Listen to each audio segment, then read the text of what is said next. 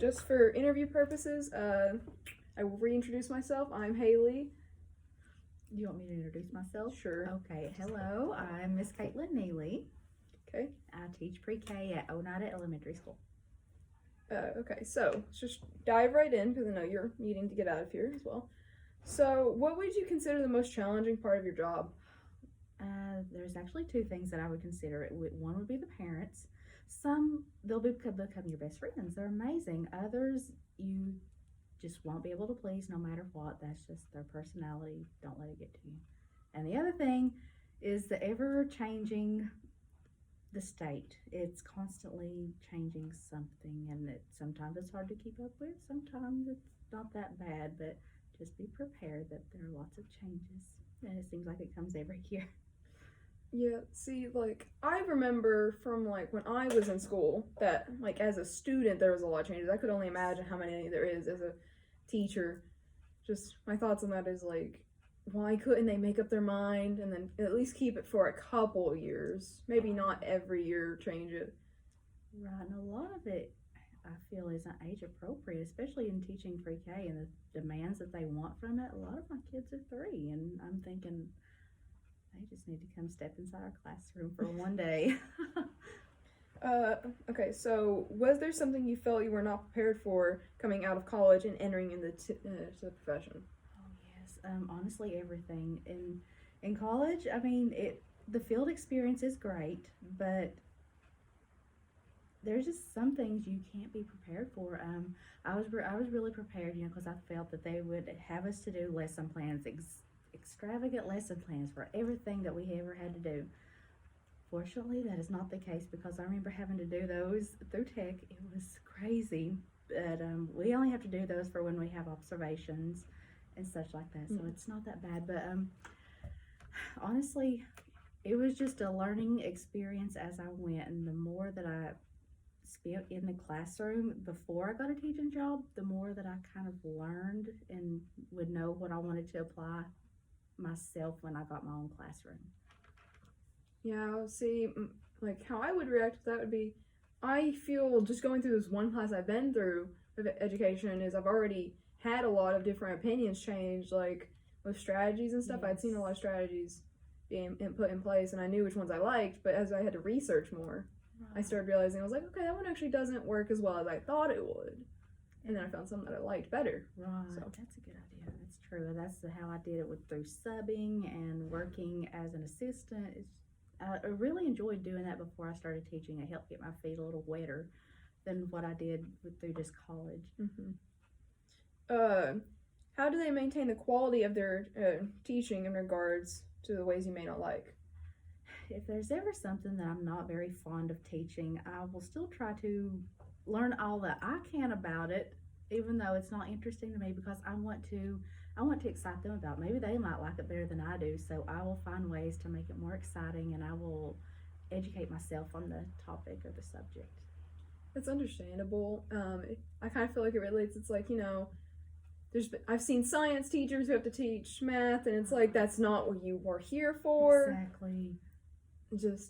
I could get in pre-K, there's probably a lot that it's just like, do they need to know this? Do I want to tell them this? Right, and it's like, can their minds understand it? And a lot can, and a lot, it just goes left field from there. Understandable. I've met kids. What do you enjoy teaching the most? Oh, wow. I love, at this age, even though they're very young, I love to teach science. Even though they might think of it as all fun, because we like to do a lot of experiments. They just think it's fun, and we're getting out of doing the usual worksheets and whatnot. So that is one of my favorite things to teach. I know while I was here, you did the leaf hunt, and then you pressed them. Yes. And I felt like that was like its own little science experiment, and Exactly. it shows them that like, hey, just because this is dead doesn't mean it's like you can't preserve it. And that's right. Like as they get older, they realize there's a lot more that can go into preserving things. So maybe like starting off that will get them into it. Exactly. It's like I want to, start them young with realizing the love for science. Maybe one day they'll be future astronauts. That's my hope. I look forward to seeing what they become. How much time do you spend outside the classroom on school-related activities? Fortunately for our school, we don't have a lot of ball games we have to work. Sometimes there are family reading nights and parent teacher conferences every once in a while, and those about 3 hours, per whatever's going on. So honestly, it's not that bad.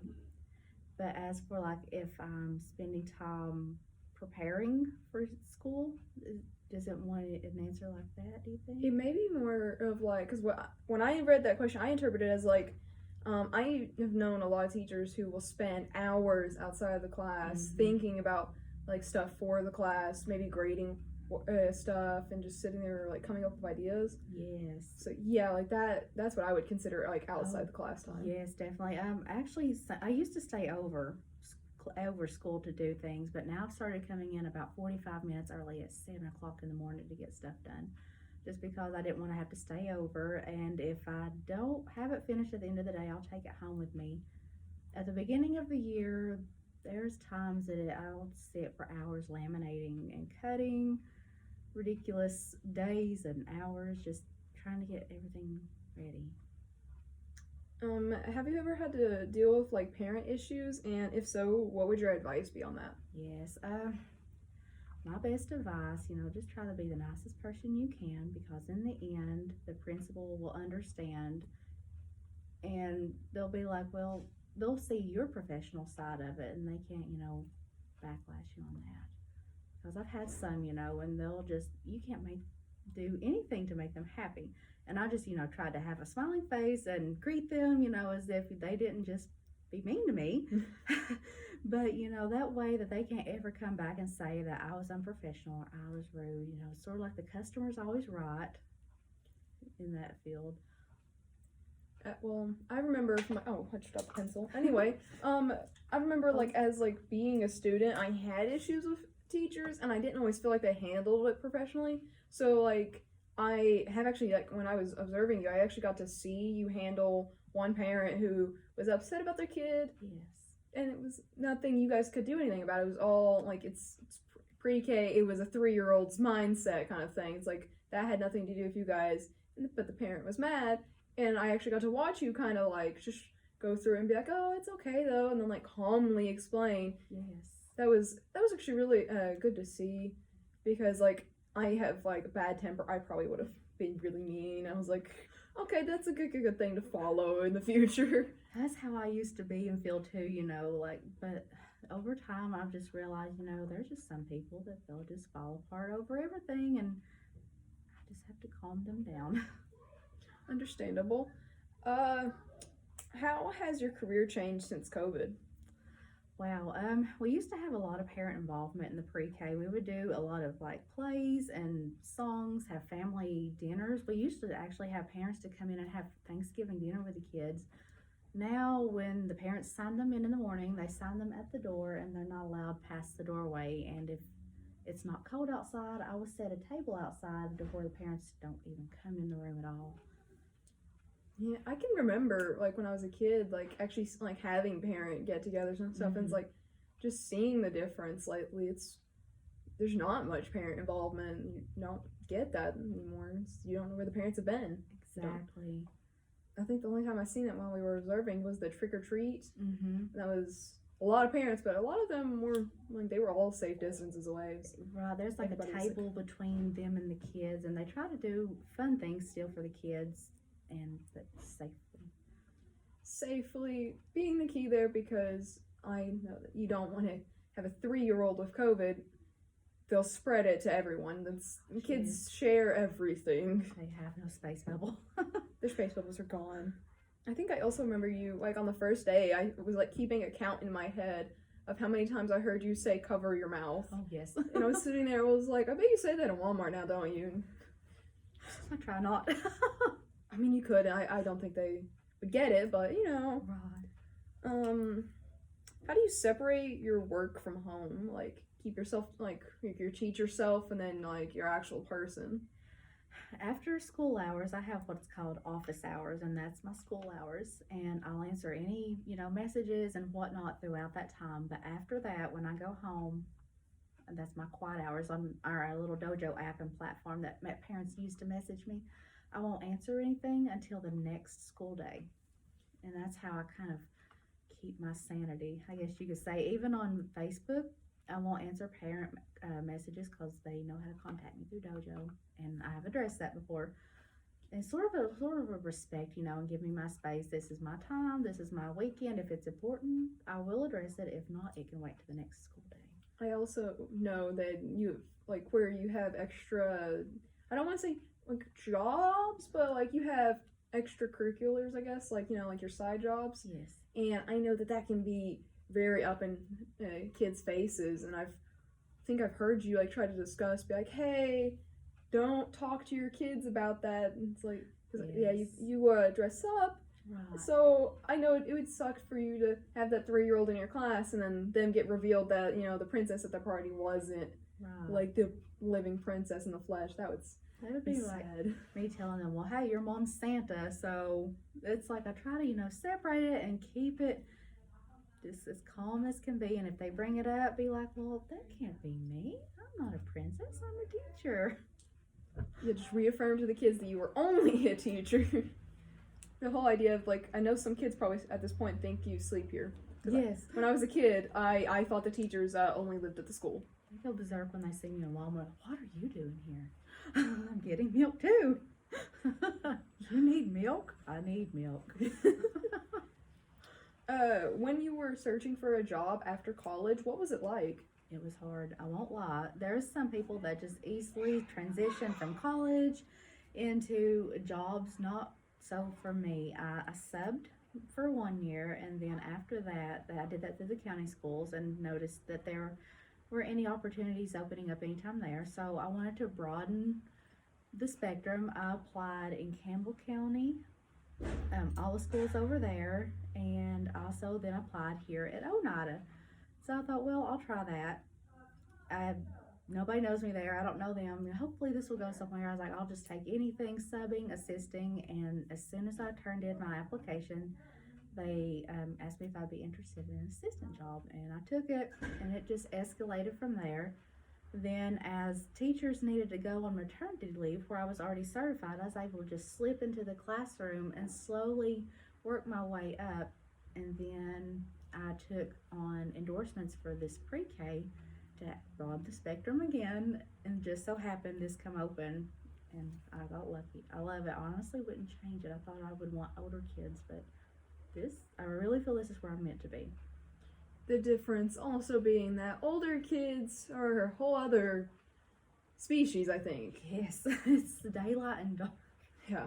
I have, like, obviously, like, just kids I know who are, like, age where they're not middle school, but they're older elementary, I guess, have entirely different, like, feelings than the kids in here. The kids in here were constantly energetic, and, like, their issues were little kid issues, and I love that, because I don't, like, it's the difference of, like, hey, he hid my toy, and hey, she's telling everyone, like, dirty secrets about me. And it's like, exactly. I would take the toy any day. Exactly. And it's like, I can get onto them, and they'll be mad at me for, I give it 5 minutes, and the next thing I know, they're hugging me. Whereas I feel the older kids would probably still hold that grudge. Right. So it's like, wow, I love this. They get in trouble, but they still love me. And then I think sometimes they understand why they got in trouble. Sometimes. Like some of the kids also have such a short, like, memory span. They're like, I don't remember what I did 5 minutes ago. Like a goldfish, yes.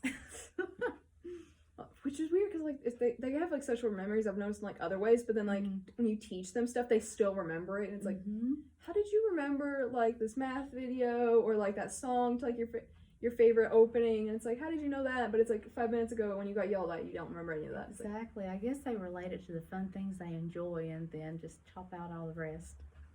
Good mentality, honestly. Okay. What was your degree path originally? And, like, what is your... Actually, no, hold on. What is your degree path now? Like, what degree do you have? I just have my bachelor's. I had thought about going for master's, but then I found out that I talked to older teachers that's in our grade. They're also called mentor teachers since they've been here longer than us. And if we need anything, we go to them and talk to them. And she has advised that really there's not that great of a difference of pay between her master's and my bachelor's. And she said it's honestly just, you go to school more, you have more, you can do more with it. so they say. But at this point, I'm happy with my bachelor's. I'm trying to keep my sanity. I'm not ready to go back to school yet. I would also say just because like the increase in pay is good, but then it's like you go and you got to go back to college, and it's Right. another 2 years, right? So it's another 2 years of college debt. Exactly. So it's like, does the pay really help you that much in the long run if you're gonna end up having to take out loans to go back in the first place? Yes, that. And by the way, you know, our paychecks get cut so much. It's like, really? We'll see. It's like, okay, no. It's like, here's your insurance. We're going to cut right out of that. I could also just imagine trying to be a pre-K teacher and go back to college. I feel like it's like you come here, you teach them all about like the letters and the numbers, and then you go out there and you're like, okay, now it's time for calculus. Exactly. It's like, I don't really plan on using that, but here we go. It's like it would feel really redundant at some point. You'd be learning like really high level stuff to get that master's, but it's like that's where's that gonna apply here? Right. And they say that, you know, you have to go through all these classes to get your master's, and it's like, I just did those to get my associates and my bachelor's. I really don't want to do it again just to get a higher degree, just to put myself through that. Yeah, I'm technically about to be halfway through getting my associates. That's nerve-wracking. I could not imagine being like, yeah, I think I'll go for like another 5 years just to get that master's right now. Exactly. But I mean, to each their own, but I personally, I'm not ready for it right now. I like have thought on it, and I was teetering on it, but it's like if I end up like finding out like the pay isn't much difference, if it was like a really big jump, but it's like if it isn't gonna level out me going back to college for 2 years, it's like not really worth it in my mind. I mean, to some it might be a great difference, but I have a lot coming out of the paycheck already, so it's like, well, like with insurance and all that stuff, so it's like, well, I mean, I'm sure that would give me more money, but I'm not ready to go back into debt just to get that in the long run. And my initial plan was to get my doctorate, that way I could go on and do college courses or college classes in the future, but it's like, I'm not ready to do that either yet. I'm kind of happy where I am. I guess if I'm ever ready for a change, age is only a number, and I feel like, you know, if I wanted to go back to college in the future when I'm in my 40s, I will. But let's say my mom, she did that, so it worked out great for her, but it's also in nursing and not teaching, so there is a giant pay jump there for that. Whereas with teaching, probably not. Okay, I think I'll do one last question. Sure. Let me skim through here because I jumped around a bunch. Yeah, I've actually, this is a question I've actually had for a while. How much money do you spend of your own on classroom and students?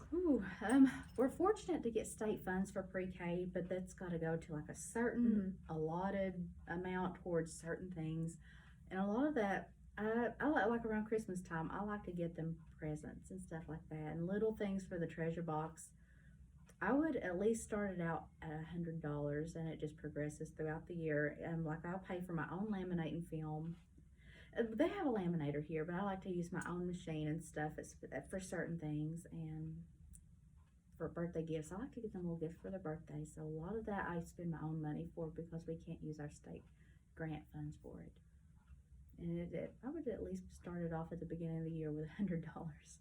Now, see, like I kind of have figured. I know know many teachers use a lot of their money, and that was one thing that was like making me afraid to go into teaching, was how much money am I gonna end up having to spend just to get in a good place? Like, you know, like with like classroom decorations, a lot of teachers will use their own money to get like the decorations they would like. And I was like, that alone is going to be a lot of money. It's like actually trying to like be nice and supportive to your students, a whole bunch more money. Yes. It's just, I think it'd be better if the school would like recognize teachers using their own money and give them a certain amount that you could use for that stuff. They do. For pre-K is so different than the rest of the grades. I forget exactly how much it is that we get, and it shifts back and forth, you know, just depending, like COVID really put a damper on a lot of things. The other grade teachers, I think they might, I don't remember if it's 200 or 500 that they get at the beginning of the year that they can spend towards whatever. Let me tell you, teacher pay teacher will be your best friend. That's where I bought a lot of like my stuff that I've decorated with, and a lot of it's free and a lot of it's really cheap, and it's my best friend. Yeah, like the letters that have haunted my existence because I get it, they're current, the kids understand them better. It haunts my existence that we're at the point that M has to stand for McDonald's. Yes, and it's like, they recognize it and they're gonna click in their brain, McDonald's, and That's great, but like, the stress that it brings me of realizing Yes. that's where we're at is it's like, why can't we just relate this to Mickey Mouse? No, McDonald's. as long as it isn't all fast food relations. Yes, exactly. There's a lot that do relate it to that, and then there's some that like the fast food that Zaxby's. They have no idea what that is. I guess where we don't have one close by around here that they're familiar with. So yeah, there's that. There's a lot of those that I had to remake because I knew they wouldn't be familiar with some of the, what do they call that, environmental print. All right, well, I think that is all the questions I wanted to ask, so thank you for meeting with me. Thank you. This has been great. And thank you for coming in class. The kids loved you. They miss you. They really do. Well, let me end this. I didn't realize I was out of